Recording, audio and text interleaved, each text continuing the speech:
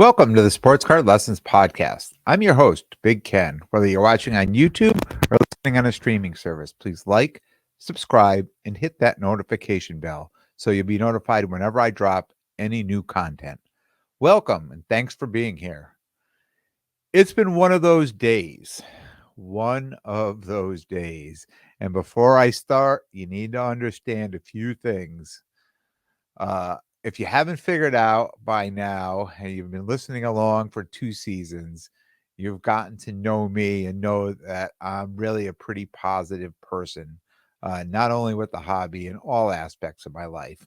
I stay positive all the time, like glass half full all the time. And when somebody warns me about something, or anybody warns you, they usually go to worst case scenario, right? And how many times has somebody warned you about something and worst case scenario was actually what happened? I could probably count on one hand, and today was one of those days. And three, my recap of the Connecticut Shoreline Card Show, which will be most of this episode, is from my point of view. And that's important. And as this story goes on, you're going to understand what I mean by my point of view. So Wednesday, I got a message from the promoter at the Connecticut Shoreline Card Show.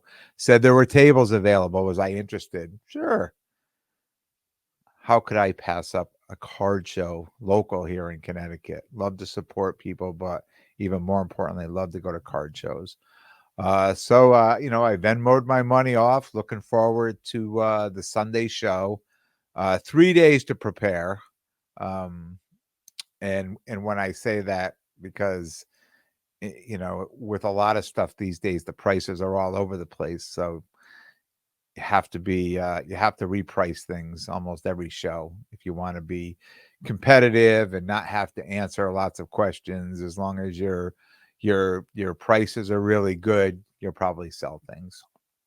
I got to get the singles boxes ready, because they always they're like the bread and butter of the show.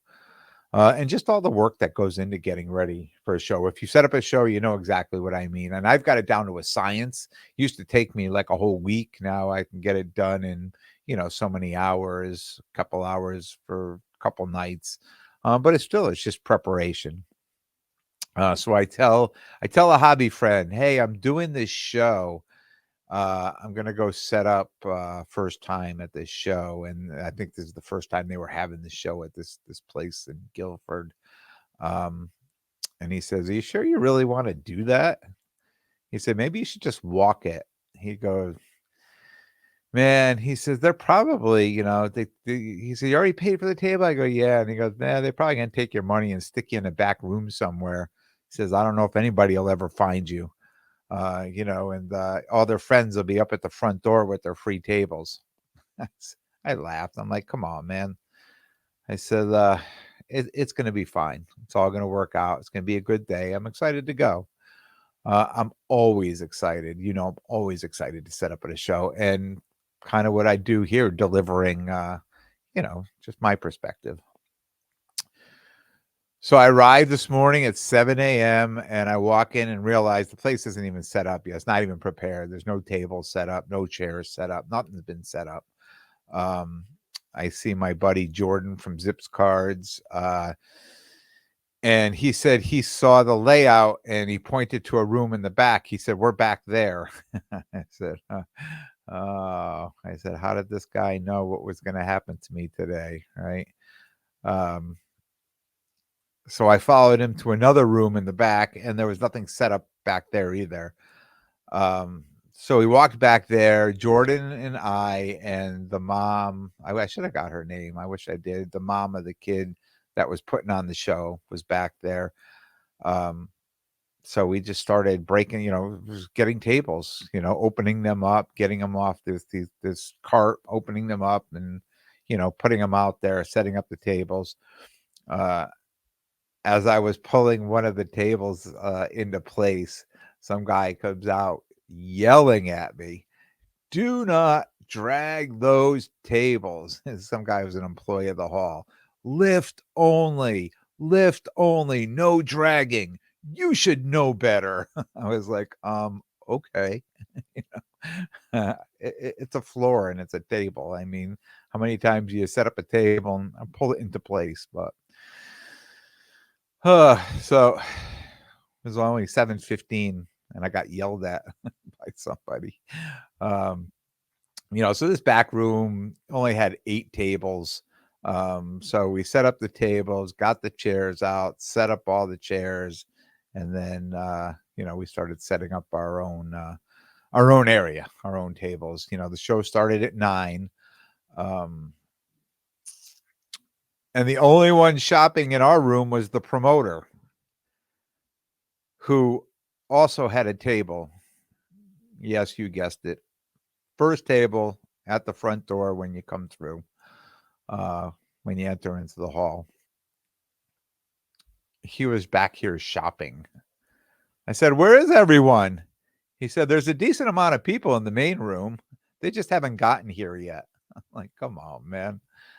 I said, "Do they know we're here?" He said, "Yep, made a sign." So I went to look at the sign. It was one piece of lined paper written in ballpoint pen, "More tables this way," with a little arrow taped up on top of a door frame. I said, "You're going to need to do better than that if you want people to know that there's tables back here." And people kept coming in, like they'd stick their head in the room and they're like, "Oh, there's more tables." Said, "Oh, we didn't even know you were back here." I said, "I hope this kid gets a bigger board or something to tell people." He came back again shopping. And I said, "I don't know why you're shopping. You should be over at that door telling people, 'Hey, come on this way. There's more tables over here.' Why do you need to be shopping? You're putting on a show. You should be working, not shopping. No shopping. Get to work. Should be working." Um, After, I guess 9:30, 9:45, I walked to the main. There was nobody coming into the room. I walked into the main room, and not only was the main room crowded, but there were empty tables. There were tables that were just empty. I said, "What's up with these tables?" He said, "Oh, those people are running late." I'm like, "Who pays for a table and knows the show starts at 9, and here it is like 9:45 and they're not here yet?" Um, so by 10:30, I started seeing the dealers in our room packing their stuff up. I'm like, "Oh, they've had it. They're just leaving. They're just packing their stuff up and going." I'm like, "That's really disappointing." Um, and then all of a sudden I saw Jordan packing up his stuff. He was across from me. I'm like, "Where are you going?" I said, "You can't be going home." I mean, there's no way he was going home. He says, "No, I'm moving to one of the empty tables in the front room." I'm like, "Really?" I said, "Is that where everybody else is going?" He said, "Yeah." Um, so they all left. Now there was only 3 of us. There was only 3 tables in the back room. Um, And I will tell you what happened to those other 5 tables is, you go to these shows, the kids are running around the shows, they've got their cases. So these kids got a brilliant idea. They all came in the back and they all started taking the tables and putting their cards out on the table. Although there was really nobody coming through, but now all of a sudden these kids are like little mini dealers selling their cards in the back room. Um, the promoter came walking through again. I'm shaking my head. He said, "Oh, we're getting pizza. I'm going to set it up back here. So when the people want to get pizza, they have to come to this room." That frenzy lasted for about 15 minutes. And the pizza, I think, showed up at like 12:15, 12:20, 12:30, something like that. I don't remember when the pizza showed up, but there was just a dealer frenzy coming through, snatching up the pizza. Uh, despite the crap fest of a show it was for me, uh, I was able to have decent sales. I mean, enough people came through uh, to buy some stuff. I have a feeling if I was set up in the other room, my sales would have been double or triple, um, for the amount of people that were in that main room. And people in the main room knew we were back there because they came walking back and they're like, oh my God, it's so quiet back here. It's like it's so loud up front. My ears are ringing. And we come back here, it was like just, silence. It was so quiet in that back room. And all I could think about was what my buddy told me, are you sure you want to do this? I'm like, bro, you were 100% right. 100% right. I don't know how he nailed it like that, but he did 100% right. It's exactly what happened for the day. But when you think about all this negative stuff I've just talked about, all of it, right? Despite, nothing being set up, nothing really planned, nobody planned ahead for anything. The promoter did nothing, in my opinion. The show was still probably a success. I mean, he probably walked away saying, wow, what is, look what I did. I did all this. Right. And it shouldn't have been a success. It should not have been a success. It should have been a disaster. But it was a success. And that says a lot about the hobby and the state of the hobby. That despite doing everything wrong, the show still went pretty well for most people that were at the show. Another interesting thing about this show for me, besides, some of the singles cards that I sold, everything else I was selling, I sold to collectors. I mean, this was stuff going into people's PC. Nothing I sold today. And like I said, I'm sure the singles going through the single boxes, those were probably flip worthy cards, right? But nothing else was really flip worthy. Everything I sold were cards that I felt people were going to put in their PC.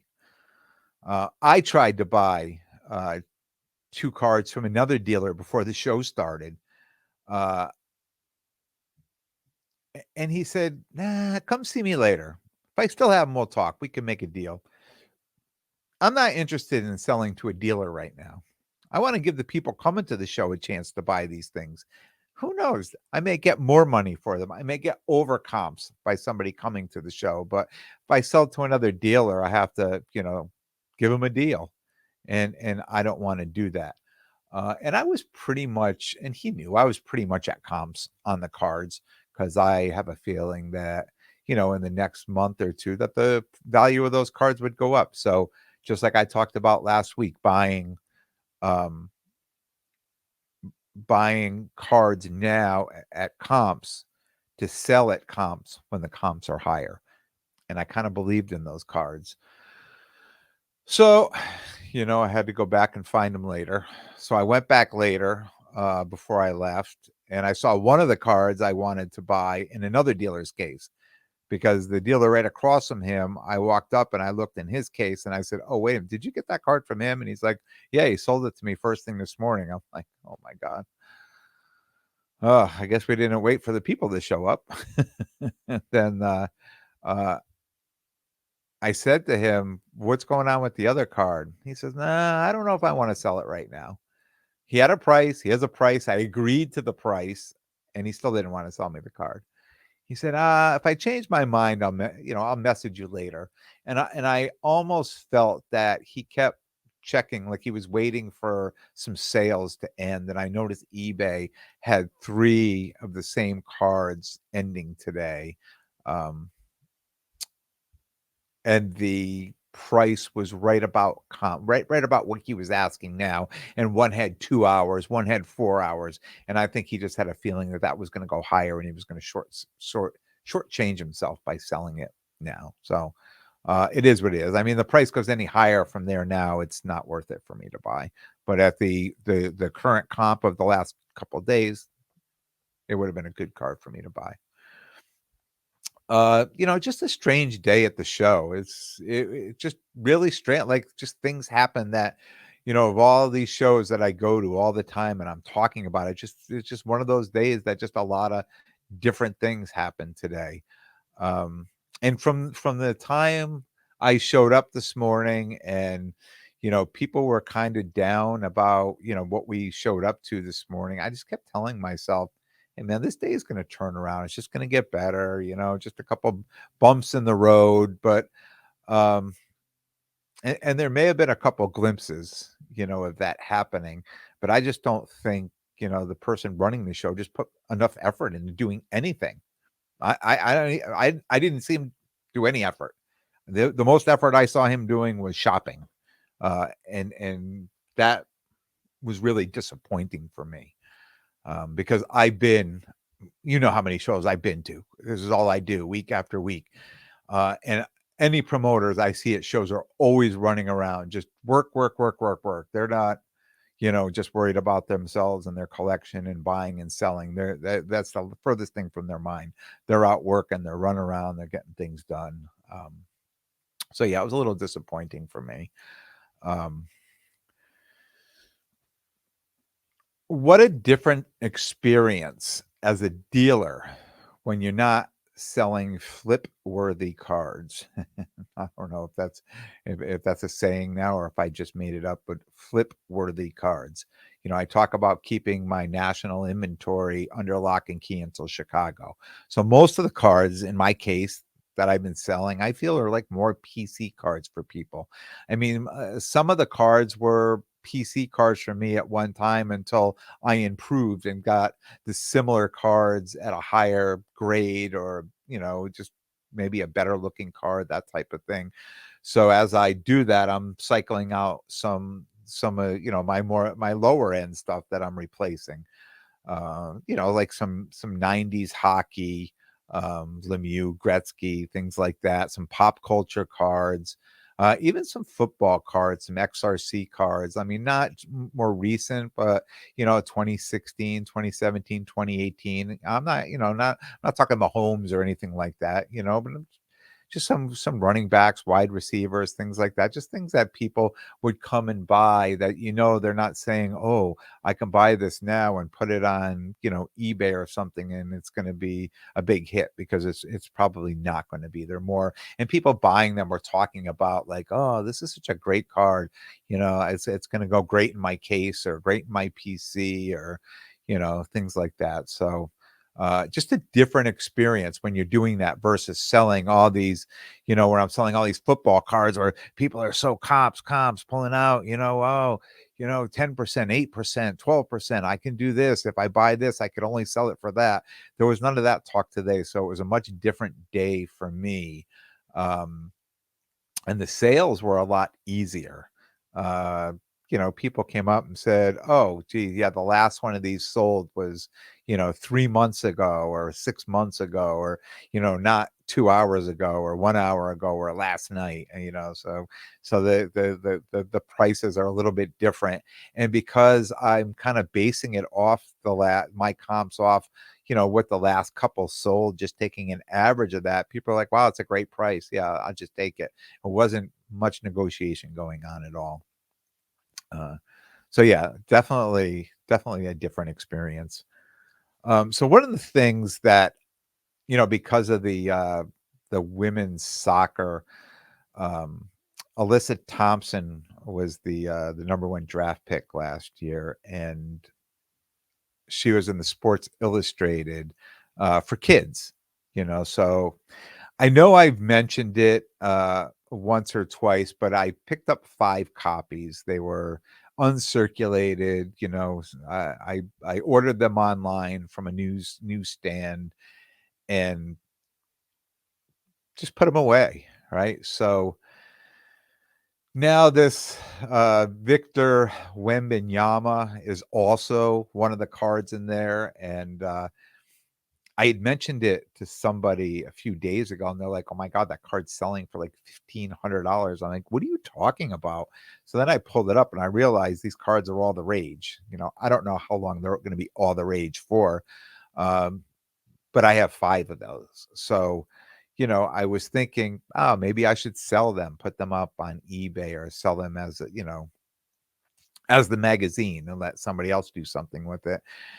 And then somebody convinced me today. This like, wait, I mean, how many do you have? 5? You could try to take the card out, and if you do, you can grade it. I mean, these graded cards are selling like minimum $400 or $500 up and up and up from there. So it was the first time I did it. I got a card. I went on YouTube and I watched a ton of videos of how people did it. So it was pretty easy. I was surprised how easy it was, as long as you kind of know what you're doing, right? The little tricks you watch other people. But the downfall was all 5 of my copies probably all came from the same place, and the centering was terrible where the perforation is. So I will show you this. If you are on YouTube, I just want to, so you could see how the centering is terrible on it, from the white from one side to the other, and they're all the same way. So it's not like I could say, oh, I'd do this one or that one. So they're all crappy like that. But I've already done this one, so I think I'm going to send that in for and I also, got the Alyssa Thompson out too. So I could send that card in for grading too. And unfortunately, these two are right next to each other. It's not like one could be like somewhere else. It'd be easier because the other cards really I'm not that interested in. But I think I'm probably going to sell the other 4 magazines. But at least I pulled one out. One other thing that happened to me this week was the 2023 Onyx competition boxes. So I pre-ordered those a while ago. So what drove me to pre-order those was I purchased, and I talked about this, and if you look above my head, there's a card. If you're on YouTube, there's a card missing up there. So I purchased this Trinity Rodman card, right? And you could see where it's inscripted. So she wrote on it 2023 NWSL ROY Rookie of the Year. But I got a good deal on this card because I went back just to kind of look at the prices, and I was thinking maybe I could try to buy another one. And I realized some of them are like $200 or $300, which is what I paid for this. Then the ones that have the inscription on it are like $3,000. So I didn't really understand what the difference was between the two. So I went looking, and come to find out that these ones here that are inscripted like this are numbered. So it comes with another card behind it, sealed in the case. So I never opened it up because I could see through that the card probably wasn't grade worthy. So I just left it in its case. So now I'm curious, is my card numbered? So I opened it up this week and pulled it out, and it ends up, yes, it is numbered 13 of 14. So this is one of the $3,000 cards and not one of the $300 cards, what I paid for this card. So I was super lucky that someone sold me this card at the price they did. So, and honestly, I could say I was lucky because I had no idea that some of these were numbered and some of them weren't.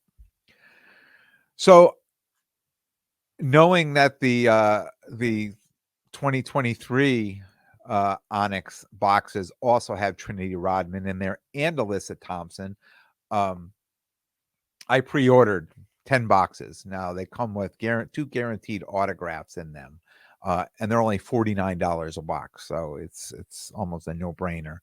So I was able to get hold these up. 3 Trinity Rodman autos, 2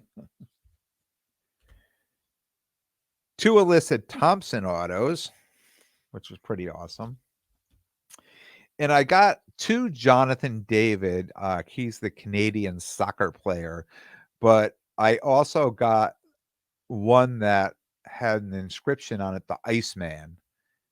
And this one was numbered 1 to 10. So, I mean, just that card alone paid for all the boxes that I purchased, that I invested in. And I just thought these were a really, really cool rip. Where else are you guaranteed 2 autos in a box for $49? And you have the ability to get, these numbered cards that, you know, the other and I should say, and you can look at the list. There's all kinds of other people you can get. Some of them are in college, some of them are in high school, that they're, just athletes. It's multi-sport. Women's soccer, basketball, baseball, boxing. There's a Mike Tyson one in there too. I was kind of hoping to get one of those. But at this point, I didn't get one, so I may be looking to buy one of these online, or I may order some more, because I enjoyed opening so much. So yeah, that was kind of cool. It was kind of a cool story just to talk about. That was a positive part of the week, to be able to open it up. And for someone like me who PCs Trinity Rodman, and in 10 packs, I pull 3 of hers. And that was my goal, to get her and Alyssa Thompson in one of the pack. That's what they had, one of each in that. So that was super cool to end up getting that. I'm going to be traveling this week. I am going to record an episode and drop it Thursday, but I will not be dropping Monday. I'm going to drop that episode, but it's probably going to come Monday night or Tuesday morning, because I will be traveling down to North Carolina to visit my daughter and family. I hope to hit some of the LCSs down there while I'm down there, and we'll be driving back on Sunday, so I will not have a chance to record the pod. So look for Thursday's episode to be as usual, and Mondays to be a day late. I want to thank everyone for tuning in, and if you like what you hear, please definitely subscribe, and most importantly, tell a friend and spread the word. Until next time, take care of yourselves and everyone around you.